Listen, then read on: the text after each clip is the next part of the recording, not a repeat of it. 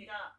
대통령 발언 이후로 살펴보면 송파구 아파트 매물은 15%, 강남구는 9%, 서초구는 8% 등 두 자릿수 안팎으로 늘었습니다. 5월 9일이 지나면 양도세 부담이 큰 만큼 가격을 낮춰서라도 매물을 내놓기 시작한 거라는 분석이 나옵니다. 다주택자 양도세 중과세 유예를 종료하겠다는 메시지가 명확한 데다가 정부의 집값 안정 의지도 강해서 시세보다 싼 절세 매물이 나오고 있지만 매수 심리가 예전 같지 않다 보니까 상승률이 주춤해지고 있는. 부윤철 경제부총리도 며칠 새 서울 부동산 매물이 늘고 있다며 반가운 소식이라고 언급했습니다. 다만 서울 등 토지거래 허가구역의 경우 행정 절차 등으로 인해 실거래 가격이 공개되기까지 2, 3주가 걸리는 점은 감안해야 합니다. 때문에 대통령의 발언이 실제 부동산 시장에 미친 영향은 설 명절이 지나서야 명확해질 것으로 보입니다. KBS 뉴스 황사입니다. 공천 대가로 1억 원을 주고받은 선호 의원과 김경 전 서울시 의원에 대해 경찰에 구속영장을 신청했습니다. 의혹이 불거진 지 한 달여 만입니다. 먼저 이훈호 기자가 보도합니다. 지난해 12월 말 불거진 더불어민주당 공천 언급 의혹. 2022년 4월 강선 의원이 김경 서울시의원으로부터 1억 원을 받아 보관하고 있다는 녹취가 공개되면서 촉발됐습니다. 어쨌든 그 1억 이렇게 그 돈을 갖다 받은 걸 지금 사무국장이 이렇게 보관하고 있었다는 거 아닙니까? 부장님이. 저는 그냥 아무 생각이 없었던 거죠. 수사에 착수한 경찰은 38일 만에 강 의원과 김 전 시의원에 대한 구속영장을 신청했습니다. 두 사람은 지방선거를 앞둔 2022년 1월 김 전 시의원의 공천을 대가로 서울 용산구의 한 모텔에서 1억 원을 주고받은 혐의를 받습니다. 당초 뇌물 혐의를 검토하던 경찰은 정치자금법과 청탁금지법 위반 혐의를 적용했습니다. 강 의원에게 배임 수재, 김 전 시의원에게 배임 증제 혐의도 각각 추가됐는데 뇌물과 비교하면 양형 기준은 더 가볍습니다. 경찰은 정당 공천이 뇌물죄의 구성 요건인 공모가 아닌 당무에 해당한다고 판단한 것으로 전해졌습니다. 강 의원의 경우 현역 의원인 만큼 불체포 특권이 변수입니다. 불체포 특권 그대로 유지하십니까? 법원의 영장 심사가 진행되려면 먼저 국회 본회의에서 재적 의원 과반 출석, 출석 의원 과반 찬성으로 체포 동의안이 가결돼야 합니다. 경찰은 추가 조사를 통해 최종 송치된 뇌물 혐의를 적용할 수 있는지 검토할 계획입니다. KBS 뉴스 이윤입니다. 구속영장이 신청된 두 사람은 이른바 공천원금 1억 원은 물론 후원금이 오간 상황에 대해서도 서로 다른 말을 하고 있습니다. 이 때문에 경찰은 증거를 없앨 가능성을 고려해 동시에 영장을 신청한 것으로 알려졌습니다. 이어서 이도윤 기자가 보도합니다. 두 차례 경찰에 소환된 강선우 의원과 4번 조사를 받은 김경 전 서울시 의원. 그때마다 두 사람은 성실을 언급했습니다. 성실하게, 충실하게 최선을 다하겠습니다. 조사에 성실이 임하는 것뿐이라 생각합니다. 하지만 공천원금 1억 원을 둘러싼 두 사람의 진술은 엇갈렸습니다. 강 의원 측에서 금품을 먼저 요구했다는 김 전 시의원 측 주장과 받은 게 돈인 줄 몰랐다는 강 의원 측의 입장이 맞섰고 반납 과정을 두고도 돈을 돌려받지 않으려 했다는 진술과 갑자기 돌려줬다는 서로 다른 주장이 이어졌습니다. 계좌이체 내역 등을 토대로 수사를 이어온 경찰은 두 사람이 서로 다른 주장을 하는 만큼 증거인멸 가능성을 고려해 동시 구속영장을 신청한 거로 알려졌습니다. 김 전 시의원은 이외에 강 의원에게 2022년 10월부터 1년여에 걸쳐 1억 3천만 원을 차명으로 쪼개기 후원했다는 의혹도 받는 상황. 이 의혹을 두고도 강 의원 측 요구로 쪼개기 후원을 했다는 김 전 시의원 측 주장과 사실 무근이라는 강 의원 측 주장이 맞서고 있습니다. 쪼개기 후원 의혹은 이번 구속영장에 포함되지 않았지만 경찰은 두 사람이 신병을 확보한 뒤 관련 수사의 속도를 높일 계획입니다. KBS 뉴스 이도윤입니다. 공천 대가로 수천만 원을 주고받은 혐의로 기소된 명태균 씨와 김영선 전 의원에게 1심에서 무죄가 선고됐습니다. 법원은 명 씨가 이른바 황금폰을 숨긴 혐의만 유죄로 인정했습니다. 판결 내용을 이형관 기자가 보도합니다. 지난 2012년 보궐선거와 21대 총선을 앞두고 명태균 씨는 김영선 전 국민의힘 의원에게 공천을 받게 힘을 써주겠다며 세비의 절반을 요구했습니다. 내가 아까 약속한 거 딱 2분의 1이야. 그래서 딱 2등 딱 계산해갖고 1원이라 쓰면 나는 끝이라. 1심 법원은 그러나 명 씨와 김 전 의원이 공천 대가로 8천여만 원의 정치 자금을 주고받았다는 혐의에 대해 모두 무죄를 선고했습니다.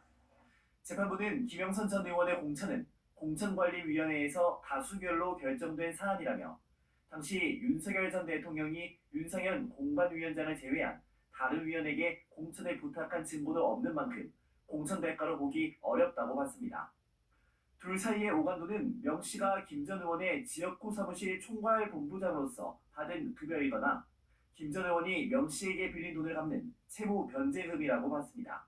다만 명 씨가 자신의 처남에게 각종 녹취가 담긴 휴대전화 석 대와 USB 한 개 등 이른바 황금폰을 숨기라고 지시한 혐의에 대해서는 방어권 범위를 넘어선 고의가 있었다며 징역 6개월에 집행유예 1년을 선고했습니다.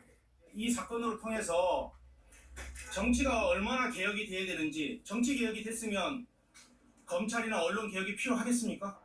재판부는 2022년 지방선거를 앞두고 명 씨가 예비후보 2명과 2억 4천만 원을 주고받은 혐의에 대해서도 기소된 전원에게 모두 무죄를 선고했습니다. KBS 뉴스 이경만입니다. 네, 오늘 판결에 앞서 무상 여론조사 혐의로 기소된 김건희 여사도 무죄를 선고. 뉴스 보다가 혈압 오를 것 같아. 명태균 씨까지 모두 무죄가 어떻게 저렇게 난리를 쳐놨는지. 윤석열 전 대통령과 오세훈 서울시장 재판엔 어떤 영향이 있을지 관심을 모으고 있습니다. 이어서 정혜주 기자입니다. 2024년 말 불거진 정치 브로커 명태균 씨 의혹. 윤석열 전 대통령 부부가 공천에 개입했다는 폭로가 나왔습니다. 김영선이 좀 해줘라 그랬는데 뭐 이렇게 말이 많네 당에서. 여론조사 조작 등 의혹이 확산되자 윤 전 대통령은 사과했지만 제 주변의 일로 국민들께 걱정과 염려를 드리기도 했습니다. 결국 탄핵 이후 김건희 여사와 수사를 받게 됐습니다. 특검 판단은 윤 전 대통령 부부가 명 씨에게 50여 차례 여론조사를 무상으로 받아 이득을 챙겼다는 것. 2억 7,520만 원 상당의 여론조사를 무상으로 제공받았고 그 대가로 김영선 전 의원에 대한 공천에 개입한. 하지만 김 여사 1심 재판부는 명 씨가 여론조사를 여러 사람에게 무상으로 배포해 윤 전 대통령 부부가 이득을 취했다고 볼 수 없다며 무죄를 선고했습니다. 윤 전 대통령 역시 같은 혐의로 다른 재판부에서 재판받을 예정입니다. 오세훈 서울시장도 2021년 서울시장 보궐선거에서 명 씨에게 여론조사를 부탁하고 그 비용을 후원자에게 대납하도록 했다는 혐의로 재판에 넘겨졌습니다.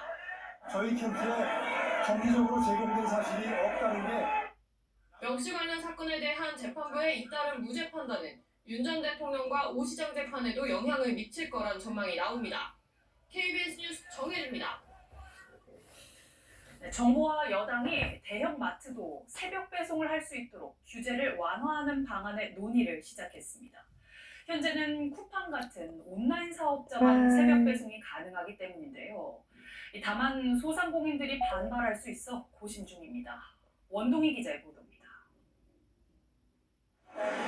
당정의 논의는 유통시장이 달라졌다는 현실에서 시작됐습니다. 2012년 심야 영업 제한 도입된 대형마트가 유통 공룡이었지만 지금은 쿠팡이 이들을 넘어섰습니다. 당정청이 모인 자리, 정부는 대형마트의 심야 영업 제한 일부 해제를 제시한 것으로 전해졌습니다. 대형마트도 새벽 배송을 허용하자는 겁니다. 골목 상권을 지키려 했지만 이익은 쿠팡 등이 보는 상황이 고려됐습니다. 개인정보 유출 사태에도 이른바 탈팡에 대안이 없다는 여론도 영향을 미친 걸로 보입니다. 여당 관계자는 온오프라인 시장 상생 대책 중 하나로 언급됐을 뿐이라며 당장 추진하는 건 아니라고 설명했습니다. 이런 전통시장 관계되신 분들이 좀 반발이 커질 것이 우려가 되기 때문에 하여튼 최대한 정부가 상생 방안을 마련하고 지금 설득하는 과정에 있다. 하지만 협의 하루 만에 관련법 개정안이 여당에서 발의되는 등 논의가 본격화하는 뉴스 모습입니다. 보다가 여러분 지금 뉴스 보고 계시겠네요? 모르겠어요. 몇 시에서 보시는 거지만 전 뉴스 지금 좀 조용히 뉴스 좀 봐야 되겠어요. 상품을 포함한 것 같은 상생안도 함께 추진한다는 방침입니다. 끊을게요. 이르면 이번 주말 당정청이 마트 새벽 배송 허용을 공식화할 가능성도 제기됐지만 예상보다 강한 반발이 변수로 떠올랐습니다. KBS 뉴스 원동입니다.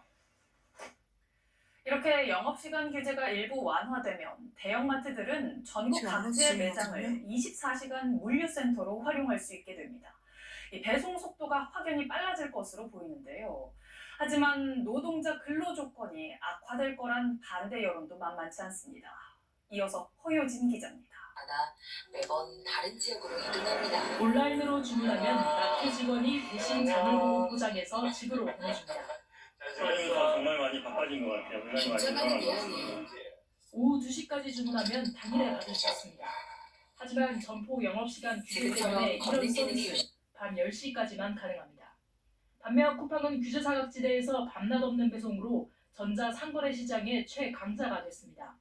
전자상거래를 위한 영업행위에 한해 규제를 풀다면 밤사이 전국 각지의 매장을 24시간 물류센터로 전환할 수 있습니다. 특히 물류센터가 없는 비수도권에서 배송 속도가 빨라질 것으로 예상됩니다. 배송거리도 실질적으로 가까워지고 배송 서비스에 들어가는 비용도 더 줄일 수가 있기 때문에 더 저렴하고 더 빠른 서비스를 받을 수도 있을 것이라고. 문제는 이렇게 영업시간을 늘리는 과정에서 노동자들의 건강이 위협받을 수 있다는 겁니다. 쿠팡 노동자들의 과로사 등 다음에 뭘 떼야 될지 모르겠어요. 마트 노동자들 전체의 목숨을 뉴스 좀 보고요.